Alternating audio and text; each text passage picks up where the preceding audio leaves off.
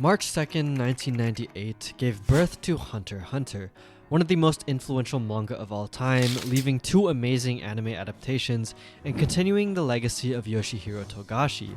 However, despite how good the series is, it's notorious for having massive info dumps of text, showing words upon words on a single page, which unfortunately my dumb little infantile brain can't comprehend. So while I was reading a romance manga I hadn't heard about, I was enveloped in the way the author delivered the story and how many of their chapters went with very little dialogue or thoughts. Instead of massive walls of text or directly showing character thoughts, Makoto Ojiro crafts scenes and narratives through previous context that perfectly encapsulates the emotions and feelings of the characters without describing it to the reader as it is. This isn't something special to this particular manga alone, and it's something many authors use as a strength of this medium, but I found it especially prominent and unique within Insomniacs After School. Insomniacs After School is a wholesome slice-of-life romance manga detailing the life of two high school students, Nakami Ganta and Isaki Magari, who both suffer from insomnia. What begins as a chance encounter in the abandoned astronomy club room, a place both seek as refuge from their restless nights, quickly evolves into a story of unlikely companionship. Ganta, weighed down by the loneliness and frustration of his sleeplessness, finds in Magari someone who not only understands his struggles but shares them as well. It's a really sweet romance that doesn't try to be anything special. I wouldn't say it's super in-depth in anything particularly, and it's not your typical rom-com story, and if you're expecting that same experience of couples having to tiptoe around each other for 100 chapters, only to realize their feelings and hold hands at the end of the series, this is not like that. Ganta and Isaki are rational characters. They feel and act normally and aren't excessively grand in their feelings. There's no stupid misunderstandings or cliche archetypes that ruin the story for me, and though these side characters weren't particularly interesting, they build a friend group and just overall community to the story that feels a lot more natural and real. However, all of that isn't what made me want to make this video. The thing that stood out to me most in the manga is the use of words, or rather lack thereof. Makoto Ojiro really experiments and uses manga's medium to its potential, trying to explore the story through its images.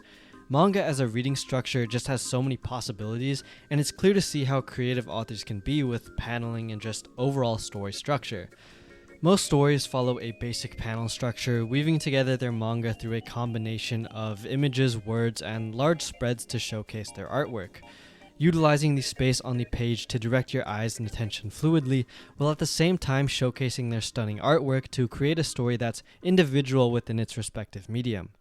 Insomniacs After School had something apparently different to me, which was a minimalistic use of dialogue and thoughts, compared to other series I've read. Literally there are chapters that have barely any dialogue or thoughts at all, maybe maxing out at 100 words for an entire 20-page chapter. If anything, the style reminds me of some manga comic I'd read on Twitter by an author that posts 4-page chapters, like a small gag comics.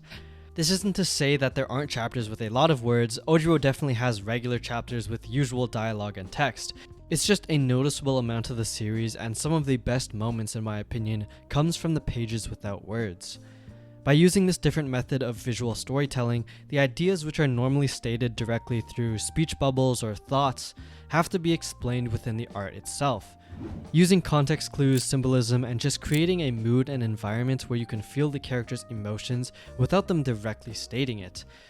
To be honest with you, I actually wasn't too sure on how big the word difference is between Insomniacs and other manga, and was mainly writing this based off of feeling, but I wanted some clear-cut facts and proofs that what I'm saying is accurate, so I ran a quick little experiment. To confirm my thoughts, I compared the average word per page for Insomniacs After School to the top 10 manga of all time on my anime list. To do this, I picked a random chapter out of all the top 10 manga and counted each individual word on the page, which was one of the most mind-numbing things I've done since the year started, but here are the results I got. Throughout 283 pages of the top 10 manga, there were a total of 8,048 words distributed, not including words like heh, or just whatever groaning, moaning sound effects there were, and also not including the chapter title pages. Using some really difficult mathematical techniques to calculate that among the top 10 manga, there is an average of 28.44 words per page, or 804.8 average words per chapter. It has to be noted that the 804.8 words per chapter isn't as accurate as the 28.44 words per page, as each chapter has a different number of pages, and Insomniacs didn't have a comparable page count, so some of the chapters with less or more pages might skew the results greatly. So just for this comparison, I'll be using the average words per page for both statistics. When comparing this to Insomniacs After School, I just picked 10 random chapters, which only led to a total page count of 218 and 3,061 total words. Using these numbers, the average words per page for Insomniacs was 14.04 words per page. That's less than half of what the average words per page are for the top 10 manga. It must be stated that there is most definitely some error for this, as I didn't check every single chapter for each series, and some chapters have more or less words depending on the context. I could have just picked chapters that have a lot of words for the top 10 and way less for Insomniacs After School. And this is also covering manga titles like Berserk, One Piece, Vinland Saga, and a bunch of series that are praised for their writing and storytelling in general, so it might have been better to compare it to other romance manga which possibly have less dialogue. I still think this little experiment shines some light on how little the author of Insomniacs uses words in their writing, and I do think the stats definitely show this. So does this mean that the author is illiterate and can't write anything using words? No, maybe. Honestly, I think it's a stylistic choice, which is evident when I went to check her previous works, specifically Neko no Otera no Chion-san. You can definitely see the beginning creation for Isaki Magari in the female character from Neko Chion-san, and a similar overall vibe and way in which the story is formatted. So I didn't count the words for this, but you can believe me that the word count is definitely close to, if not exactly the same as Insomniacs, based off of the 20 chapters I read. The one glaring difference for the series was the odd amount of fan service. Insomniacs is a pretty tame manga that doesn't really show anything or sexualize the high schoolers like crazy, but Neko Chion-san was definitely different when it came to the fan service. Like, there was a prominent amount of butt panels and scenes where her booty's just sticking out, and coming from reading Insomniacs where there was none of that at all, it's kind of shocking. Not related to the comparison at all, really, just thought I'd point that out for if that interests you. I don't. Both Insomnia and Neko Chion-san are slice of lives with a minimal story. The main focus really is just on the characters' lives and how they affect each other, their aspirations and wishes both influencing each other, changing their paths, and forging the story. After reading Makoto Ojiro's previous work, Neko Chion-san, I can easily see how she writes her stories and what separates them from the current ideals of romance manga. Her style intertwines landscape shots and a focus more on the small day-to-day lives of people, which is depicted through her art. It's this simple, expressive artwork and how Ojiro constantly displays her characters through these pretty unique panels that I really enjoyed in the series. Because she has a lack of words and a lack of direct explanations, she has to make up for it through little hints and artistic direction, and I think she does a pretty good job of doing this. One of my favorite examples is towards the very end of the series, focusing on Ganta and Isaki's graduation and their plans towards furthering their education. For those who are in their last year of high school, it's a time of stress, anxiety, and uncertainty about the future where you're basically at a crossway that could very well shape the rest of your life. Chapter 113 has a series of panels following Ganta through his daily life as he prepares for his entrance exams into college. It's everyday slice-of-life activities until Ganta stumbles onto somebody, a woman he previously knew, and suddenly upon seeing her, his face shifts, his breathing stops, and his grip tightens as he hurriedly pedals on his bike, turning away from the train station and zooming off as he loses his composure and drops his sweater onto the ground. Throughout this confusion and mess, he gets a notification on his phone from Magari Isaki, and the few words he says, the one word he thinks, everything coming together as he reads her messages on the phone. With the last message being her asking to talk face to face. We finally see Ganta lose complete control as he presses his face against his phone and visibly grimaces, stopping on the sidewalk. It's sequences like this that require context and previous building up of the characters that made me really enjoy this type of storytelling and truly appreciate the manga. Throughout the 10 pages, there's a total of 46 words used, which in other manga would be equivalent to the amount of words that would be shown on 2 pages. Yet Insomniacs uses these 10 pages to its fullest, displaying character emotions through various body languages and expressions. Of course, without knowledge of the context as to who these people are, the messages, and where the story is at the moment, it's hard to discern everything just through the art. But Ojiro successfully weaves the story and inserts easy-to-understand ideas combined with feelings to create this blend of emotion that otherwise wouldn't be possible just through the use of imagery alone.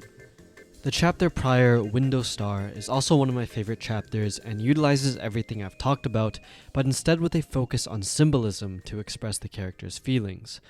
It opens with Ganta talking to his dad, who asks him if he wishes to see his mother next week. Ganta gives the sheepish response of saying he needs to study, and halts the conversation entirely, focusing on his meal. After studying, he decides to go out for a bike ride, and as he goes past the places where the people he knows usually hang out, instead he finds that they're all missing, and we are shown through multiple shots that almost all of them are busy at home studying. This chapter is supposed to highlight the struggles of transition, but instead of verbally expressing Ganta's frustration, we get this panel instead. A panel filled with a bunch of floating windows, and Ganta tirelessly pedaling on his bike into the town's night. His body language, like the way the cold air leaks out of his mouth and the fact that he's off of his seat, are minor details, but help to create an overall mood relating to his character. The windows showcase the various lives he's intersected with, as earlier in the chapter when we're shown all his friends studying, we see them all through the perspective of their windows. It's symbolic of his friends having all steeled themselves and preparing for a new section of their life, closing all other opportunities and pushing forward. And yet we still have Ganta here, stuck in the middle of the night, pedaling furiously, not sure what school he wants to go to, if he should apply for something easy or aim further away for a better education. In the very same chapter, a few pages later, we get a scene of Isaki studying and her wish to be with her friends, specifically Ganta once more. Her panel of viewing through the window is her desire to be with him, her wish to catch up in school and make it to college exams. I think what makes moments like these interesting for me specifically is how the lack of internal dialogue makes it feel more like a film or TV series. In manga, it's pretty easy to figure out characters' feelings through thought bubbles, yet Makoto's giving us their ideas through the images. For example, when we see Isaki talking to her mother, trying to convince her to go to university away from her house, her mother strictly declines her. It's clear that this upsets her. It's something we can discern from her body language, the rest of the plot, and the panels of her staring aimlessly at the ceiling with no extra words or context. And yet the few times we do get dialogue is when some of the characters' feelings are the strongest. For example, Ganta's inner thoughts about Isaki and his heartfelt belief that she is the sole reason for his existence on this earth. It's all about expression and emphasis in this manga, exaggerating the times in which inner dialogue is used to exemplify their feelings while also making these standalone image panels shine even brighter. With this sort of film feeling and effect, Makoto Ojiro uses various different shots and angles that are reminiscent of a movie style and can be used to further explain how she gets away with this minimalistic internal dialogue. There's 3 types of shots specifically that the author uses to bring focus or attention to different scenes when important. For example, some of the most emotionally captivating panels are the close-ups, where we get right into the faces of the characters, singling on a specific person and really getting into what they're feeling at the moment. Close-ups in film focus very specifically on a single object or character and are used to convey specific information or intense emotion. Like in this panel where we have Isaki bawling her eyes out after having a serious talk with her mother and feeling the parental love and care that her mom has given her throughout her entire life. Without having to explain themselves or describe why they're crying, the context and panels that precede the moment make it feel like a real-life moment between real-life people. Through just a few pages, we're able to feel the love Isaki's mom has given her since she was a child and throughout her life how much care she's given towards her. Or in chapter 122, where we get a heartfelt talk between Ganta and his dad, talking about the relationship between himself and Ganta's mother. After a few panels of conversation, we get 2 specific close-ups, both on Ganta and his father. Ganta's dad, who had just laid himself bare for his son, stares off into the road as he drives forward, and Ganta doesn't reply, but you can tell through his face and the bright shimmer in his eyes that he's relieved. that a burden has been lifted off of his shoulders, and that he's forever grateful towards his father for being there for him. The impact of Ganta's expression serves as a bridge for all the unwritten words within this panel and conversation. In chapter 47, early on in the series, we get a close-up of Ganta's face as he confides in Isaki and explains to her the reason behind his insomnia, his irrational fear and deeply rooted anxiety that stems from his childhood, and we watch as the tears fall down his face. In the panels leading up to this moment, we get multiple close-ups showing Isaki's attentive face and her directing all focus onto Ganta as he explains his insomnia and how it differs from hers.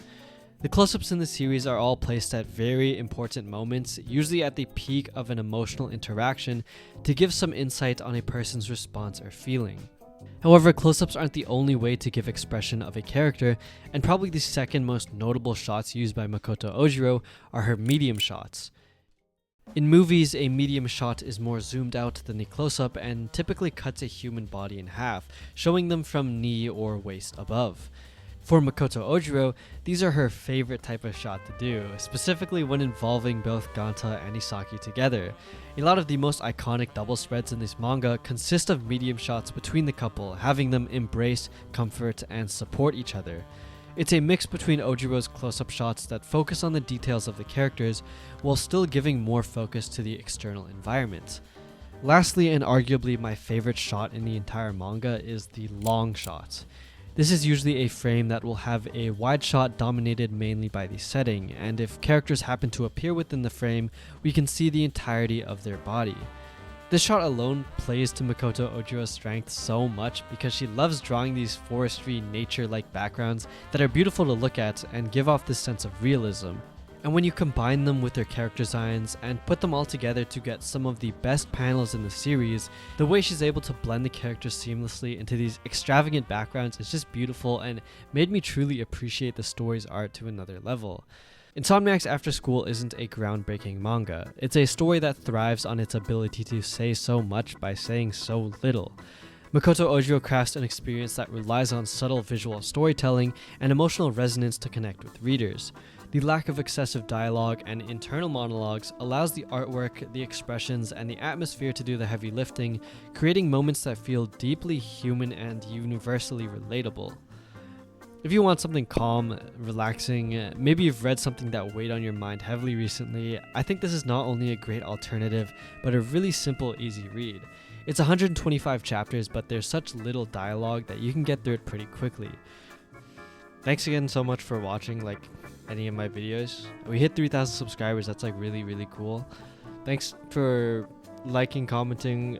Everyone who comments and likes are super beautiful and awesome and cool, and